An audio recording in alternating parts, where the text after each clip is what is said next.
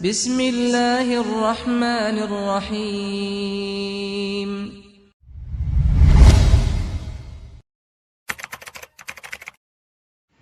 Bismillahirrahmanirrahim. Assalamualaikum warahmatullahi wabarakatuh.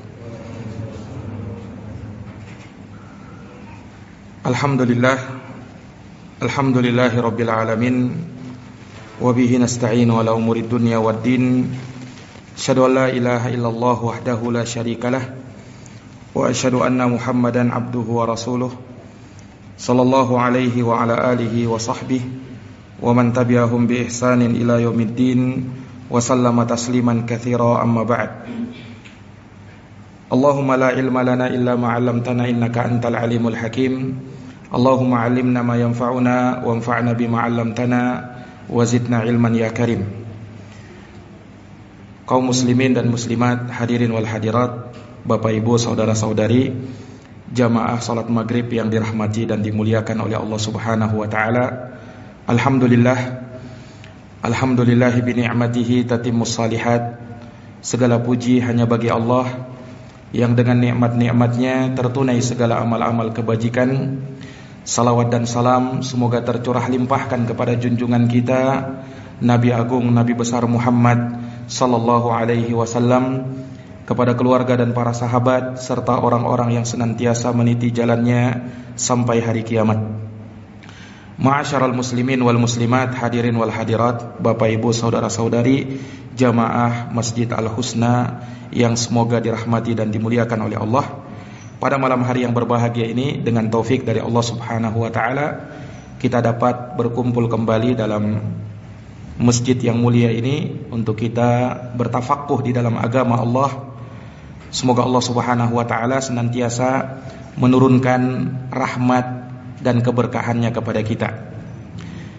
Para hadirin yang dirahmati oleh Allah, kita masih dalam pembahasan tafsir dari suratul Fajr, surat Al-Fajr, di mana telah kita jelaskan kisah dari kaum 'Ad dan kaum Tsamud. Allah Subhanahu wa taala sebutkan kisah mereka tentunya sebagai pelajaran, khususnya kepada kaum musyrikin yang Rasulullah sallallahu alaihi wasallam hidup di tengah-tengah mereka, kaum musyrikin Quraisy, dan secara umum kepada umat Islam. Ya. Maka Allah Subhanahu wa taala tegaskan, alam tara kaifa fa'ala rabbuka bi'ad. Tidakkah engkau memperhatikan bagaimana Tuhanmu berbuat terhadap kaum 'Ad, yaitu kaumnya Nabi Hud alaihi salam. Karena mereka sombong dan membanggakan kekuatan mereka, Allah Subhanahu wa taala turunkan azab kepada mereka dengan suara yang memekikkan telinga, suara yang mengguntur, yang membuat musnahnya mereka seluruhnya. Demikian pula bagaimana Allah Subhanahu wa taala menyinggung tentang kaum yang diutus setelahnya, yaitu kaum Tsamud. Ya, di mana Allah Subhanahu wa taala menyatakan wa tsamudal ladzina jabus sakhra bil wad. Dan demikian pula kaum Tsamud yang mereka memotong batu-batu yang besar di lembah. Ya. Dan ini juga sudah kita sebutkan bagaimana kaum Tsamud yang Allah utus di tengah-tengah mereka Nabiullah Saleh alaihi salam. Ya. Dan lagi-lagi mereka membangkang kepada Nabi dan Rasul Allah Subhanahu wa taala tersebut, tidak mau beriman dengannya, bahkan kafir kepada Nabiullah Saleh alaihi salam. Ya, sehingga Allah Subhanahu wa taala timpakan kepada mereka hukuman yang besar, ya, sehingga mereka pun mati bergelimpangan. Demikianlah kesudahan orang-orang yang sombong, membanggakan dirinya, kekuatannya, harta dan kedudukannya. Ya, kemudian kisah yang ketiga yang Allah Subhanahu wa taala singgung di ayat setelahnya, yaitu ayat yang ke-10, Allah Subhanahu wa taala berfirman, wa fir'auna dil autad. Ya, ini kaum yang ketiga yang Allah sebutkan sebagai pelajaran bagi kita semuanya. Bagaimana Allah Subhanahu wa taala berbuat terhadap Fir'aun dengan bala tentaranya. Yang Allah sifatkan dalam ayat ini bahwa Fir'aun itu dil autad, yang artinya memiliki pasak-pasak, tiang-tiang, bangunan-bangunan yang besar lagi kokoh. Ya, Allah gambarkan sedikit dari keadaan Fir'aun yang megah dengan kekuasaannya. Dan para ulama rahimahumullahu ta'ala menyebutkan bahwa dzil autad, bangunan-bangunan yang kuat, bangunan-bangunan yang kokoh, ditafsirkan oleh sejumlah para ulama. Disebutkan dalam kitab Takmilatu Adwa'il Bayan bahwa yang dimaksud dengan dzil autad, bangunan-bangunan besar lagi kokoh, yaitu bangunan yang berbentuk limas atau yang dibahasakan sekarang dengan piramid. Ya, inilah yang dimaksud dengan dzil autad itu. Allah Subhanahu wa taala namakan seperti itu, ya, bangunan-bangunan yang besar lagi kokoh, karena terbukti hingga sekarang ini, ya, walaupun dengan kemajuan teknologi seperti zaman sekarang ini, manusia masih sulit untuk membuat bangunan sama seperti piramid itu. Ya, luar biasa. Sampai Allah Subhanahu wa taala sebutkan, di mana, ya, disebutkan bahwasanya piramid yang dibangun di masa Fir'aun itu, ya, mereka susun dari batu-batu yang besar.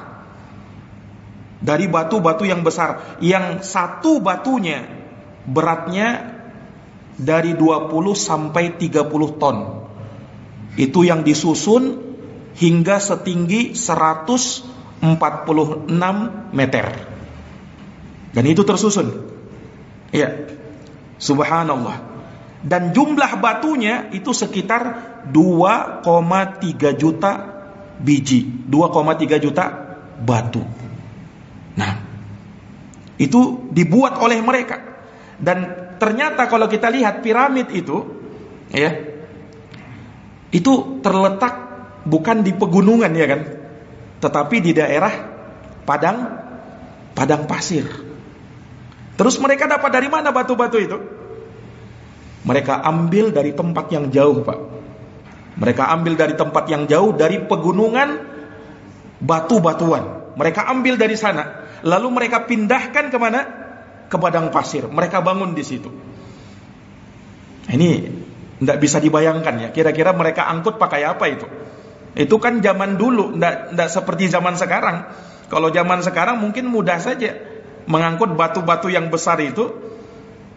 Tapi kalau zaman dulu, ya mereka pakai kekuatan mereka. Nah, makanya luar biasa. Dan Allah Subhanahu wa taala sebutkan bagaimana kemegahan di masa Fir'aun tatkala itu. Wa fir'auna dil autad, dan Fir'aun yang memiliki pasak-pasak, yaitu tiang-tiang, bangunan-bangunan yang besar dan kokoh. Nah, ini penafsiran sebagian ulama. Ada juga yang mengatakan wa fir'auna dil autad, maksudnya wa fir'aun, dan Fir'aun dil autad maksudnya al-juyush. Ya, yaitu Fir'aun yang memiliki tentara-tentara yang besar, tentara-tentara yang kuat-kuat. Ya, yang mana tentara Fir'aun ini jumlahnya sangat banyak. Jumlahnya sangat banyak. Ya, sehingga di masa itu tidak ada seorang pun yang bisa mengalahkan kekuasaan dan kekuatan Fir'aun dengan tentaranya yang jumlahnya sangat banyak. Nah, ini penafsiran sebagian ulama. Ya, dan itu nampak para hadirin yang dirahmati oleh Allah Subhanahu wa taala, bagaimana Allah menceritakan Fir'aun Dan Allah sebutkan pula junuduhu, tentara-tentara Fir'aun, pasukan-pasukan Fir'aun. Lihat tatkala Fir'aun ingin mengejar Nabi Musa alaihissalam beserta Bani Israel, maka Fir'aun kerahkan pasukan yang sangat besar. Iya, yang mana Fir'aun ketika itu dikelilingi oleh lautan manusia yang merupakan pasukannya Fir'aun untuk mengejar dan berniat ingin membunuh dan menghabisi Nabi Musa serta Bani Israel. Allah Subhanahu wa taala sebutkan dalam Quran, fa'atba'ahum fir'aunu wa junuduhu. Maka Fir'aun dan bala tentaranya menyusul Nabi Musa alaihi salam dan Bani Israel dengan niat untuk membinasakan mereka. Ya. Dan juga Allah Subhanahu wa taala sebutkan dalam surat Asy-Syu'ara, Allah katakan fa'arsala fir'aunu fil madaini hasyirin. Maka kami pun mengirim, Fir'aun pun mengirim orang-orang pasukan-pasukannya di kota-kota tersebut untuk mengumpulkan mereka. Inna haula'i lasyirdimatun qalilun. Kemudian Fir'aun berkata, sesungguhnya mereka ini Bani Israel hanyalah sekelompok orang-orang yang sedikit jumlahnya. Mereka diremehkan oleh Fir'aun, yaitu Bani Israel. Wa innahum lana laghaizun. Dan sesungguhnya mereka telah membuat kami marah. Wa inna la jami'un hadirun. Dan sesungguhnya kami seluruhnya benar-benar waspada dengannya. Nah, ini Allah menggambarkan bagaimana kekuatan Fir'aun itu, pasukannya yang luar biasa. Nah, itulah Dzil Autad menurut penafsiran sebagian ulama. Ada penafsiran yang lain. Dzil Autad ini kata mereka adalah pasak-pasak, tiang-tiang yang dimiliki oleh Fir'aun. Tiangnya sangat besar yang Fir'aun gunakan untuk menyiksa manusia. Dan siksaannya luar biasa kejamnya. Dan memang Fir'aun ini dikenal sebagai orang yang kejam, zalim, bengis. Dan kalau menyiksa tidak main-main. Jadi Fir'aun itu punya 4 tiang yang memang dia gunakan untuk menyiksa orang-orang yang menentang dia. Nah, dia letakkan 4 tiang itu. Kemudian pada setiap tiang ada tali-tali yang besar. Nah, tali ini dihubungkan kepada kaki dan tangan manusia. Sehingga mereka diikat ke 4 arahnya. Tangan kanan kirinya diikat, kemudian kaki kanan dan kaki kirinya diikat, lalu ditarik sekencang-kencangnya, kemudian setelah itu ditimpakan batu yang besar sampai mati. Itu siksaannya Fir'aun. Nah, Dzil Autad yaitu yang memiliki tiang-tiang untuk menyiksa manusia. Lihat bagaimana kejamnya Fir'aun tatkala itu. Sampai-sampai jangankan orang-orang lain yang menentang Fir'aun yang tidak ada hubungannya, istri Fir'aun sendiri dihabisi oleh Fir'aun, dibunuh oleh Fir'aun dengan cara yang seperti itu. Karena istri Fir'aun beriman kepada Nabi Musa alaihissalam. Siapa nama beliau? Asiyah radhiyallahu taala anha. Istri Fir'aun beriman kepada Nabi Musa alaihissalam. Dan tatkala Fir'aun tahu bahwa istrinya ini beriman kepada Nabi Musa, Fir'aun tidak tinggal diam. Disiksanya istrinya sama seperti dia menyiksa orang lain. Dipasang di tiang tadi, perempuan pada hal ini, diikat tangan dan kakinya, kemudian lemparkan kepadanya batu yang sangat besar sehingga Asiyah pun meninggal dunia. Dan Allah sebutkan di dalam Al-Quran, di dalam surat At-Tahrim ayat yang ke-11, Allah berfirman, wa daraballahu mathalan lilladina amanu imra'ata fir'aun idh qalat rabbi ibni li 'indaka baitan fil jannah wa najjini min fir'auna wa 'amalihi wa najjini minal qaumidh dhalimin. Dalam surat At-Tahrim ayat 11, Allah Subhanahu wa taala berfirman, dan Allah membuat permisalan kepada orang-orang yang beriman Allah buat permisalan akan istri Fir'aun. Maksudnya Asiyah radhiyallahu anha. Istrinya Fir'aun, "Idh qalat rabbi ibnili 'indaka baitan fil jannah."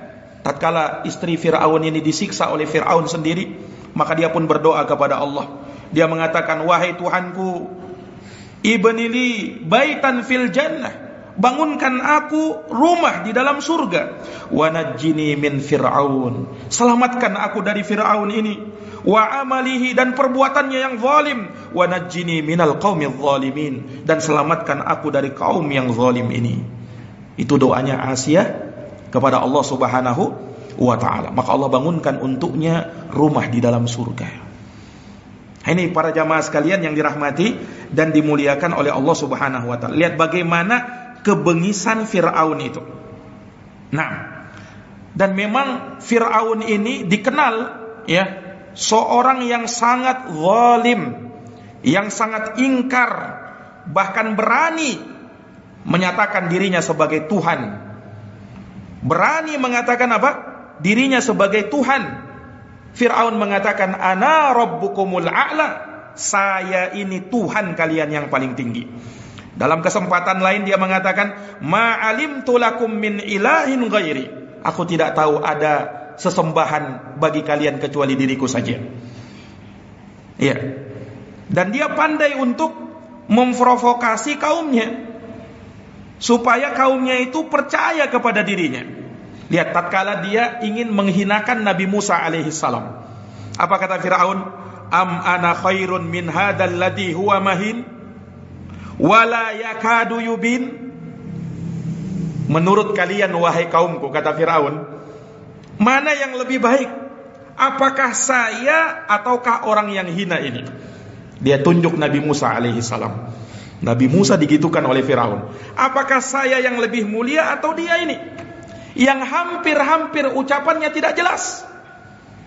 Lihat bagaimana Fir'aun menghinakan Nabi Musa. Dan memang Fir'aun ini disebutkan dia pandai berdebat dan pandai mempengaruhi orang, sehingga kaumnya yang tidak terpelajar ikut aja kepada Fir'aun itu. Ya, karena dia pandai bersilat lidah Fir'aun ini. Lihat bagaimana tatkala dia berkata kepada kaumnya, ingin menumbuhkan keyakinan kepada kaumnya. Kata Fir'aun, "Alaysa li mulku Misr wa hadhil anharu tajri min tahti afala tubsirun." Kata Fir'aun, sebagaimana yang Allah hikayatkan dalam Quran, Bukankah aku memiliki kerajaan Mesir ini dan sungai Nil ini mengalir dari bawah kakiku? Tidakkah kalian melihat? Ini Fir'aun ingin memproklamirkan dirinya itu Tuhan. Saya yang menguasai Mesir ini. Dan lihat ini sungai Nil yang kalian minum tiap hari ini, berada di bawah kakiku. Karena Fir'aun ketika itu membangun istananya di bawah sungai Nil, sehingga air itu mengalir memang di bawah kakinya. Nah, ingin meyakinkan kaumnya bahwa saya ini betul-betul Tuhan kalian. Tidak ada sesembahan bagi kalian kecuali aku. Lihat bagaimana zolimnya Fir'aun ini. Para hadirin yang dirahmati dan dimuliakan oleh Allah Subhanahu wa ta'ala. Lihat, ketika Fir'aun dengan bala tentaranya semakin menyombongkan diri, di sanalah Allah Subhanahu wa ta'ala mengutus Nabiullah Musa alaihi salam yang menjadi kebinasaan bagi Fir'aun itu. Nah, lihat para hadirin yang dirahmati oleh Allah, di antara kekejaman Fir'aun disebutkan di dalam Quran bahwa Fir'aun ini di antara keputusannya yang tidak bisa lagi dirubah-rubah, ia mengeluarkan keputusan untuk membunuh semua anak laki-laki dari kalangan Bani Israel, dan anak perempuan dibiarkan hidup. Dan kejamnya Fir'aun ini disebutkan dalam sejarah, kalau ada anak laki-laki lahir dari kalangan Bani Israel, langsung diambil disembelihnya. Diambil langsung disembelihnya. Bayi, Pak. Ya. diperlakukan oleh Fir'aun seperti itu. Loh, kenapa Fir'aun sampai sekejam itu? Dia punya semacam penasehat. Tapi penasehat Fir'aun ini dari kalangan dukun dan tukang sihir. Inilah yang banyak mempengaruhi si Fir'aun ini. Dukunnya berkata, tukang sihirnya berkata kepada Fir'aun, wahai Fir'aun, menurut kalau sekarang itu menurut penerawangan kami, nanti akan ada satu orang laki-laki yang lahir dari Bani Israel, dia akan menggulingkan kekuasaanmu. Hati-hati kau, wahai Fir'aun. Ini kata-kata tukang sihir dan dukunnya Fir'aun. Fir'aun mendapatkan hal yang seperti itu, semakin takut dia. Akan ada nanti seorang yang bisa menggulingkan kekuasaanku, seorang laki-laki dari kalangan Bani Israel. Tidak bisa ini. Maka dari situlah dia mengeluarkan keputusan itu. Kalau begitu, aku akan bunuh semua anak laki-laki dari kalangan Bani Israel, dan anak perempuan biarkanlah hidup. Takut datangnya saingan tadi, karena sudah diramalkan oleh siapa? Si dukun dan tukang sihir tadi.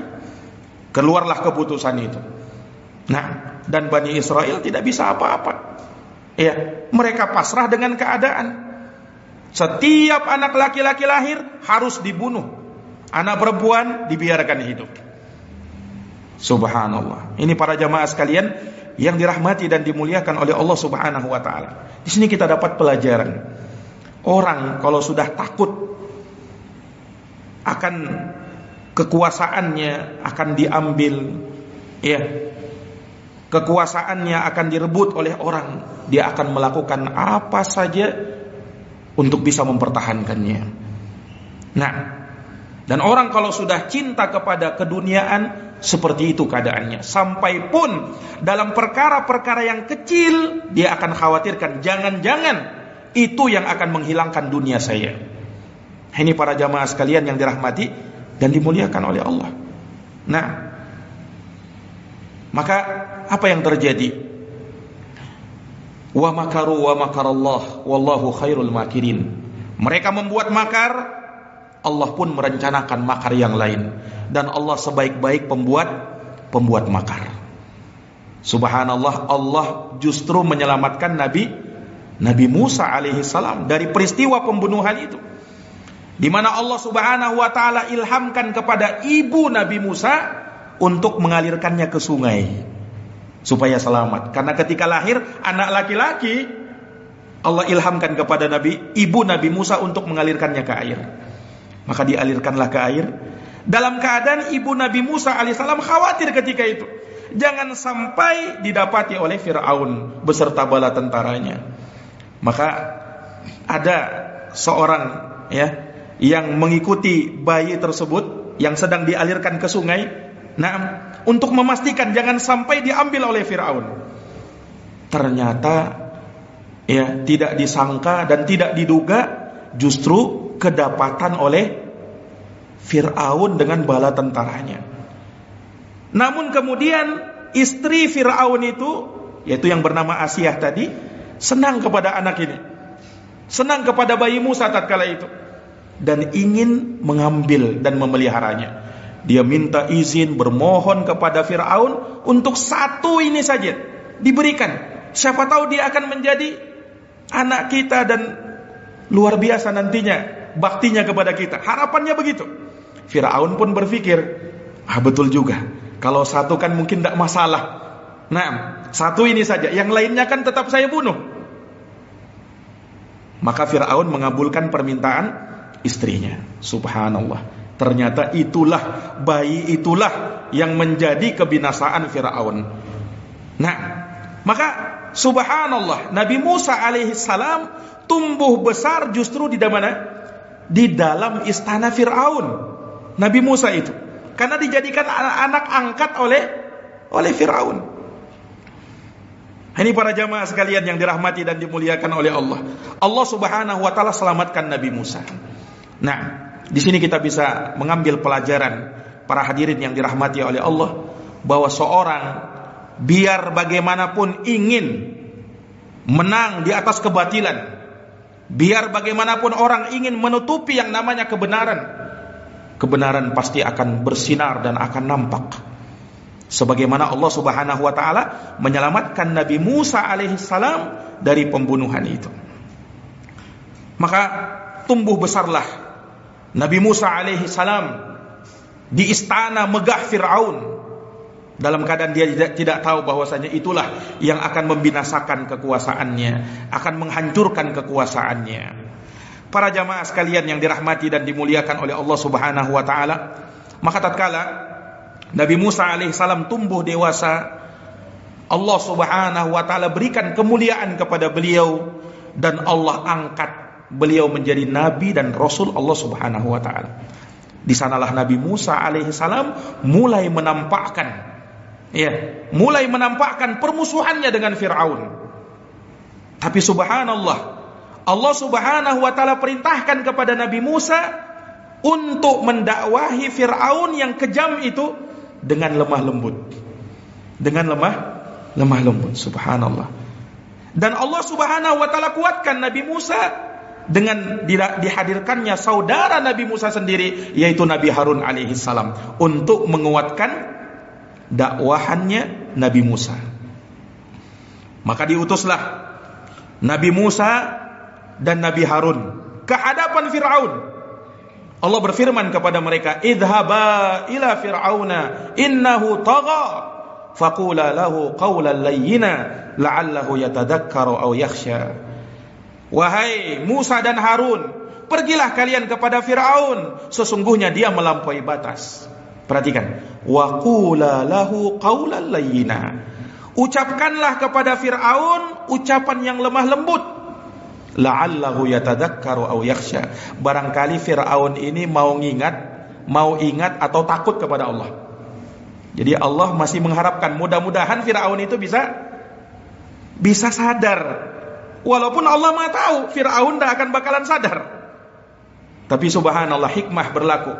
Manusia itu ditegakkan hukuman pada dirinya setelah apa? Setelah datang hujjah kepada mereka. Nah, kalau sudah hujjah ditegakkan masih ngeyel, masih tidak mau terima, berarti memang mau dihukum sudah. Ini jamaah sekalian yang dirahmati dan dimuliakan oleh Allah Subhanahu wa taala. Maka Allah Subhanahu wa taala utus Nabi Musa alaihissalam beserta saudaranya Nabi Harun alaihissalam datang kepada Fir'aun, mengajak Fir'aun kepada kebaikan, mengembalikan kepada fitrahnya, yang sebenarnya Fir'aun sebenarnya yakin bahwa dirinya bukan Tuhan, ada Tuhan Allah Subhanahu wa taala, Rabb semesta alam. Tapi kesombongan Fir'aun mengalahkan keyakinannya itu. Allah ungkap sebenarnya keyakinan Fir'aun ini di dalam Quran. Wajahadu biha wastaiqanatha anfusuhum zulman wa uluwa. Mereka mengingkarinya, Fir'aun dengan bala tentaranya itu. Padahal hati-hati mereka yakin Nabi Musa ini seorang nabi yang diberikan mukjizat oleh Allah Subhanahu wa taala. Tapi mereka sombong, tidak mau menerima Nabi Musa. Allah ungkapkan wastaiqanatha anfusuhum, padahal hati mereka yakin. Jadi Fir'aun itu dalam hatinya sebenarnya yakin juga ini Nabi Musa ini. Tapi lihat bagaimana kesombongan itu. Bagaimana keangkuhan itu mengalahkan segalanya. Tidak mau beriman kepada Nabi Musa alaihissalam. Sedang diajak Fir'aun ini, dan dia telah diperlihatkan mukjizat-mukjizat yang luar biasa. Fir'aun dengan bala tentaranya itu sebenarnya sudah diberikan oleh Allah Subhanahu wa taala ujian supaya sadar. Allah utus di masa Fir'aun itu kodok-kodok yang memenuhi istananya. Dan disebutkan kodok-kodok ini membuat repot Fir'aun dengan bala tentaranya. Kodok aja. Tapi apa yang terjadi? Fir'aun ketika itu kewalahan sudah dengan adanya kodok-kodok yang ada di sekitar istananya dan sangat mengganggu dirinya. Maka dia berkata kepada Nabi Musa alaihissalam, wahai Musa, berdoalah kamu semoga menghilangkan kodok-kodok ini, supaya mengangkat ini semuanya. Nabi Musa alaihissalam berharap semoga Fir'aun ini bisa sadar. Betul dia berdoa kepada Allah dan Allah angkat itu, disaksikan oleh Fir'aun. Tapi apakah Fir'aun mau beriman? Ternyata tidak. Ternyata tidak. Sudah dia lihat dengan mata kepalanya mukjizat Nabi Musa alaihissalam, tapi Fir'aun menyangka itu sebagai sihir. Cuman sihirnya Musa saja itu. Subhanallah. Nah, maka untuk menghadapi Nabi Musa alaihissalam beserta saudaranya Harun, dia kumpulkan tukang sihirnya, penasehat-penasehatnya tadi, tukang sihir, dukun-dukun yang hebat. Ya, dia kumpulkan. Kemudian Fir'aun menjanjikan kepada tukang sihirnya, kalau kalian berhasil mengalahkan Nabi Musa alaihissalam, akan diberikan janji-janji yang sangat besar, hidupan yang enak kepada tukang sihir dan dukun-dukunnya Fir'aun ini. Tibalah hari itu. Itulah yang Allah Subhanahu wa taala sebutkan di dalam Al-Qur'an. Bagaimana tatkala Nabi Musa alaihi salam menghadapi tukang sihirnya Fir'aun. Ya. Tukang sihir Fir'aun itu membawa tali-tali dan tongkat-tongkat. Yang ternyata tali dan tongkat tersebut mengubah dan menyihir mata manusia seakan-akan dia bisa bergerak layaknya ular. Allah Subhanahu wa taala sebutkan dalam surat Thaha, fa idza hibaluhum wa isiyuhum yukhayyalu ilaihi min sihrihim annaha tas'a. Maka tiba-tiba kata Allah, tali-tali mereka tukang sihirnya Fir'aun, tongkat-tongkatnya tukang sihirnya Fir'aun dihayalkan kepada Nabi Musa. Berkat dan karena sihirnya tukang sihir itu, ia layaknya ular yang bisa bergerak-gerak. Fa'aujasa fi nafsi khifatan Musa. Maka Nabi Musa pun merasakan kekhawatiran pada dirinya, jangan sampai dia akan dimakan oleh ular itu. Tapi subhanallah, Allah tenangkan Nabi Musa alaihi salam. Qulna la takhaf, kami katakan kepada Musa, wahai Musa, jangan kau takut, innaka antal a'la, karena engkaulah yang akan menang. Wa alqima fi yaminika talqaf ma sana'u innama sana'u qaidu sahirin wa la yuflihu sahiru haitsu ata. Kata Allah Subhanahu wa taala, ya, lemparkanlah wahai Nabi Musa tongkat yang ada di tangan kananmu itu, yang akan menelan apa yang mereka perbuat dari tukang-tukang sihir tersebut. Apa yang mereka lakukan, innama sana'u qaidu sahir, sesungguhnya apa yang mereka lakukan itu hanyalah tipu daya dari tukang sihir. Wala yuflihus sahiru haitsu ata, dan tukang sihir itu tidak akan pernah beruntung dari manapun ia datang. Ini jamaah sekalian yang dirahmati oleh Allah. Dan masyhur kisahnya bagaimana Nabi Musa alaihissalam mengalahkan tukang sihir ini. Dan tukang sihir yang hebat-hebat ini melihat dengan mata kepala mereka Nabi Musa mengeluarkan mukjizatnya itu. Dan tukang sihir ini betul-betul tahu, karena dia paham ilmu sihir itu bagaimana. Tahu dia, ini bukan sihir ini. Yang dikeluarkan oleh Nabi Musa ini bukan sihir. Maka disitulah tukang sihir Fir'aun langsung bersungkur sujud kepada Allah. Dia tahu ini bukan sihir. Kalau bukan sihir, apalagi kalau bukan mukjizat. Dari sanalah tukang sihir Fir'aun ini sadar bahwa ini adalah Nabi. Nah, dan apa yang dibawa oleh Nabi Musa adalah risalah dari Allah Subhanahu wa taala. Maka Fir'aun menggigit jarinya tatkala tahu bahwa tukang sihirnya kembali beriman kepada Nabi Musa. Tapi subhanallah, Fir'aun tidak tinggal diam, Pak. Melihat tukang sihirnya begitu, karena Fir'aun ini pandai bersilat lidah, Fir'aun berkata apa? Qala amantum bihi qabla an adana lakum. Wahai tukang sihirku, apakah kalian beriman kepada Nabi Musa sebelum aku izinkan kepada kalian untuk beriman? Inna hadala makrun makartumuhu fil Madinah. Sesungguhnya kalian ini memang bersekongkol. Lihat bagaimana Fir'aun menuduh tukang sihirnya bersekongkol dengan Nabi Musa, padahal jelas-jelas tadinya membela. Nah, tapi memang Fir'aun ini pandai bersilat lidah. Ini sebenarnya makar kalian kan. Ini memang rencana kalian. Kalian bersekongkol untuk mengalahkan aku. Dan kalian ingin supaya mengusir manusia-manusia dari negeri ini. Fasaufa ta'lamun, kelak kalian akan tahu. Kemudian Fir'aun mengancam tukang sihirnya, la uqatti'anna aydiyakum wa la usallibannakum min khilafin thumma la usallibannakum ajma'in. Kata Fir'aun kepada tukang sihirnya ini, betul-betul aku akan potong-potong kalian. Aku akan potong-potong tangan dan kaki kalian, dan aku akan salib kalian seluruhnya. Ini ancaman Fir'aun kepada tukang sihirnya, berharap supaya tukang sihirnya ini kembali. Diancam seperti itu, takut, kembali beriman kepada Fir'aun. Tapi ternyata tidak. Lihat, ketika keimanan sudah mantap, kokoh dalam hati mereka, tukang sihir ini mengatakan apa? Kami akan bersabar. Apapun yang kau berikan kepada kami, apapun yang kau ancamkan kepada kami, kami tidak akan merubah keimanan kami. Luar biasa. Tadinya tukang sihir, ya, tadinya dukun, tapi ketika iman sudah menancap betul-betul, nah, tidak gentar dengan apa? Ancaman Fir'aun itu. Ini para jamaah sekalian yang dirahmati dan dimuliakan oleh Allah. Lihat bagaimana sepenggal kisah dari Fir'aun ini, bagaimana Allah Subhanahu wa ta'ala menghinakan dirinya. Kalah sebenarnya Fir'aun itu, tapi tetap dia menyombongkan dirinya. Dia tidak mau terima. Dia menganggap dirinya yang lebih hebat.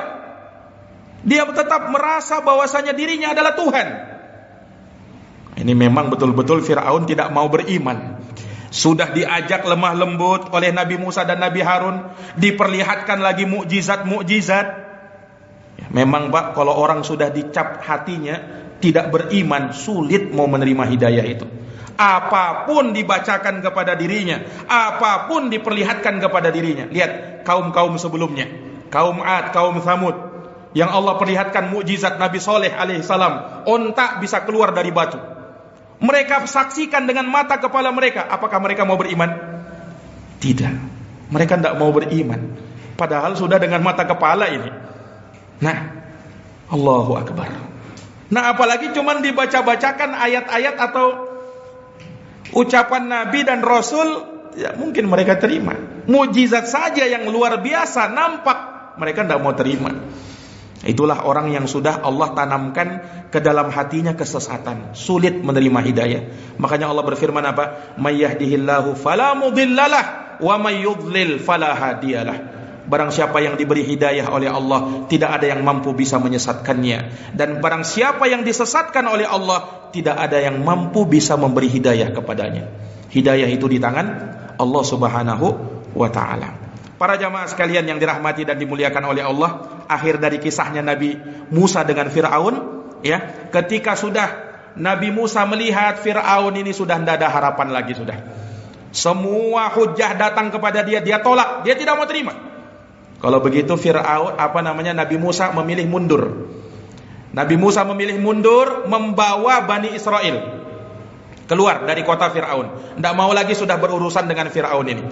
Zalim, tidak mau, menentang, membangkang. Maka Nabi Musa, lihat, karena masih berada di dalam kerajaan Fir'aun, meminta izin kepada Fir'aun untuk pergi dari negaranya, biar sudah kau berada di atas kesesatanmu, ya, aku ingin pergi membawa Bani Israel. Diizinkan oleh Fir'aun. Nabi Musa diizinkan oleh Fir'aun untuk pergi. Maka pergilah Nabi Musa beserta Bani Israel. Tapi subhanallah, pemuka-pemuka Fir'aun ini, ya, tidak tinggal diam. Ya, dia kasih tahu kepada Fir'aun, wahai Fir'aun, kau biarkan Nabi Musa berbuat kerusakan di muka bumi. Kau biarkan dia pergi, dan dia tinggalkan kamu beserta Bani Israel. Kamu kalah kalau begitu. Terprovokasi lagi Fir'aun ini, tidak tinggal diam lagi. Akhirnya dia menyusul Nabi Musa. Dia kerahkan bala tentaranya yang sangat besar, kemudian mengejar Nabi Musa beserta kaumnya Bani Israel. Subhanallah, ketika itu Nabi Musa alaihissalam terjepit beserta Bani Israel. Tatkala di hadapan mereka ada lautan terbentang luas, sementara di belakang mereka Fir'aun dengan bala tentaranya yang besar mengejar lengkap dengan persenjataannya untuk membasmi mereka. Sehingga salah seorang dari umat Nabi Musa yaitu Bani Israel mengatakan, inna lamudrakun, kita akan binasa, kita akan didapati oleh Fir'aun dan kita akan dibunuh oleh Fir'aun.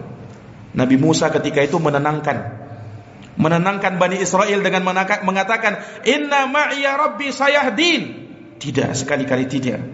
Sesungguhnya bersamaku ada Tuhanku yang akan memberikan hidayah kepadaku. Maka Allah Subhanahu wa ta'ala berfirman kepada Nabi Musa untuk memukulkan tongkatnya ke lautan.